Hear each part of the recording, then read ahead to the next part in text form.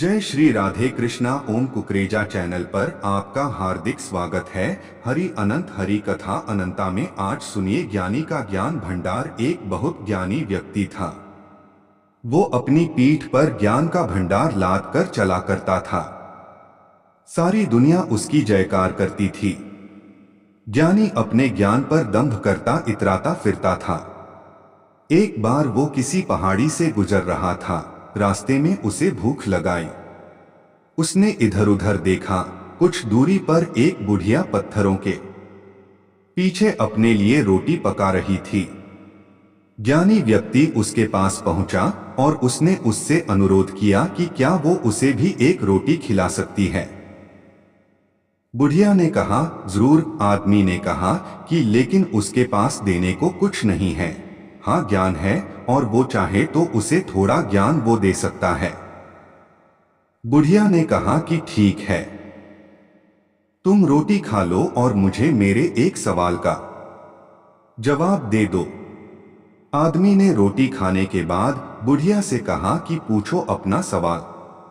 बुढ़िया ने पूछा, तुमने अभी अभी जो रोटी खाई है उसे तुमने अतीत के मन से खाई है, वर्तमान के मन से खाई है या फिर भविष्य के मन से खाई है? आदमी अटक गया। उसने अपनी पीठ से ज्ञान की बोरी उतारी और उसमें बुढ़िया के सवाल का जवाब तलाशने लगा। हजारों पन्ने पलटने के बाद भी उसे उसके सवाल का जवाब नहीं मिला। बहुत देर हो चुकी थी। बुढ़िया को लौटना था। आखिर में उसने उस ज्ञानी से कहा कि तुम रहने दो। इस सवाल का जवाब इतना भी कठिन नहीं था। जिंदगी में हर सवाल के जवाब कठिन नहीं होते।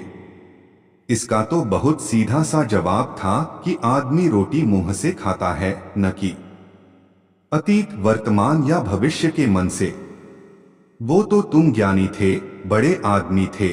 तुमने अपने ज्ञान के बूते खुद को दुरूह बना लिया है, इसलिए हर सवाल के जवाब तुम पीठ पर लदे ज्ञान के बोझ में तलाशते हो। वरना जिंदगी को सहज रूप में जीने के लिए तो सहज ज्ञान की ही दरकार होती है। सहजता से बढ़कर जीवन को जीने का कोई दूसरा मूल मंत्र नहीं है। जो आदमी सहज होता है वो संतोषी होता है। जीवन के सफर को सुखमय बनाने का यह सबसे आसान फॉर्मूला है। जो चीज जैसी है उसे उसी तरह स्वीकार करने की कोशिश करनी चाहिए।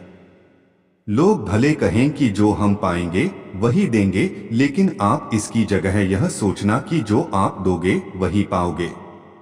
जीवन में हर सवाल का जवाब ज्ञान की पीठ पर सवार नहीं होता।